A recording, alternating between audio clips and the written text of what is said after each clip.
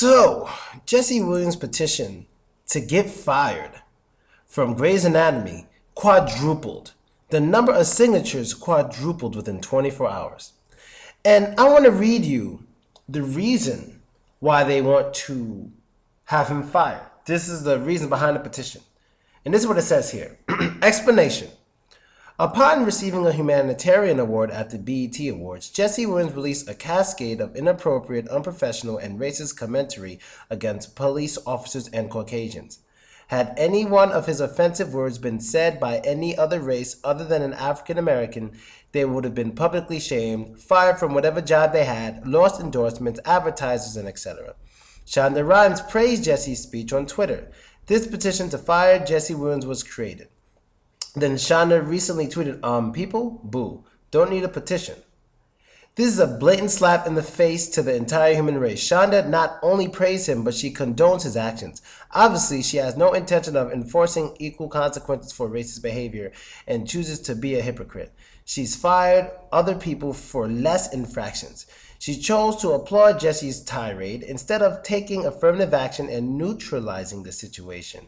Jesse couldn't issue a simple apology. A true humanitarian would never have created the situation to begin with, but at least he could have admitted to using his words poorly, apologized, and rephrased so all of this could have gone away. I'm shocked that someone who wants equality would spew such divisive rhetoric. Jesse is dividing rather than unifying. Everyone should be encouraging unity. Double standards should not exist. Apparently, Shonda thinks this is her world, and she can do whatever she wants. Jesse raid only fuels racism and further divides Americans. All races must unify and take a stand against this. I will not tolerate the blatant disrespect to all ethnicities. I will not stand by and watch this hypocrisy continue. I will not let this affect the future of our children, grandchildren, great-grandchildren, friends, family, my neighbors, and especially police officers. I've been sitting down too long. This time, Jesse needs to sit down and contemplate the violence he fostered against all races and police officers. That's interesting. I am a long-time loyal viewer of the ABC network. I never miss Good Morning America or World News. I have been watching all of Shonda's shows since day one, and it kills me to make this stand, but it's a necessary evil. It's time to venture out and find new shows that are not on ABC. It will be hard, but it's the only way to force them to change. Join me. Thank you for your continued support in stopping racism. Hashtag all lives matter.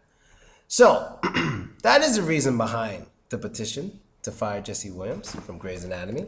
Never saw the show, might watch it one day. I don't know, don't give a shit. But yeah, that's what they're saying.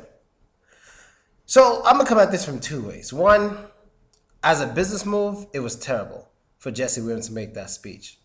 As a businessman, as an actor on a network who's basically trying to get money from everybody, that was a bad move.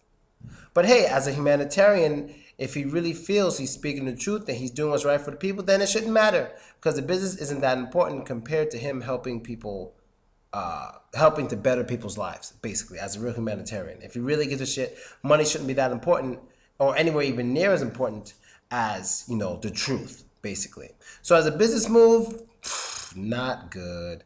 But as a humanitarian, if he really feels what he's saying is right, then yeah, he did the right thing. He picked the perfect time, picked the perfect place, perfect channel, great speech, worked with a lot of people. You know what I mean? But business-wise, it definitely fucked him up. I mean, the way I feel about it, I already made a video about the speech. And right after he makes his speech, you have these two incidences going off. Where the fuck is my phone? Right here. Of course, we all know about the Sterling situation. But there's another one. There's another situation. I'm going to make a video about it soon. But the other situation, I have it saved here on my phone. I just got to find it. I had to save it as a snapshot. I just saw it on Instagram. And now I'm trying to find it. And here it is. So it's some guy who was in the car. And apparently, there's a woman who filmed her boyfriend after he gets shot in the arm for apparently reaching for his wallet. And it says, breaking news in Minnesota, family pulled over and officer opens fire on driver for reaching for his license. And this was apparently about 24 or less than 24 hours after the Sterling situation. Right after the Sterling situation. White officer, black victim. His wife is calmer than a motherfucker, but I'm gonna get to that later. But you wanna know something? Like I always say, I'm with all you people with the Black Lives Matter and all that stuff. I'm with you all when it comes to these cops need to be punished. I'm with you. We need the evidence. We need the evidence. You understand? So basically, let's talk about both situations. The Sterling situation, I feel if their body cameras couldn't stay on them, they were flopping around or whatever, it was on the floor, the whole department and those, actually it's either those officers or the department need to be punished dearly. I mean dearly, because of how important that is for the camera to just be dislodged that easily and flop around. That's embarrassing. That's embarrassing. And that's incredibly careless. Like they don't give a shit if it's actually captured or not. That's very sneaky. I don't like it. There definitely should be some punishment in that direction. Then the next one is, I didn't see what happened, but that officer should have had a body camera on. If he didn't have a body camera on filming while he shot that young man, he should be in trouble, and or his department should be in trouble. Big trouble. I don't mean losing their jobs.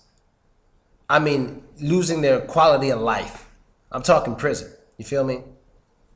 But at the same time, we always talk about how Black Lives Matter.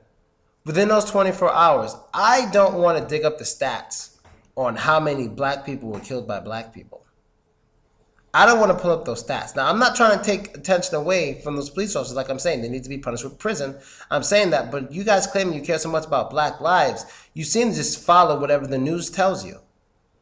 I'm not following whatever the news tells me, whatever's in the popular news. I just dig and look. You know, and over 4th of July, see how many people got shot, how many black people were shooting and shot? But with these situations, you want to follow them. Yeah, I understand they're on camera.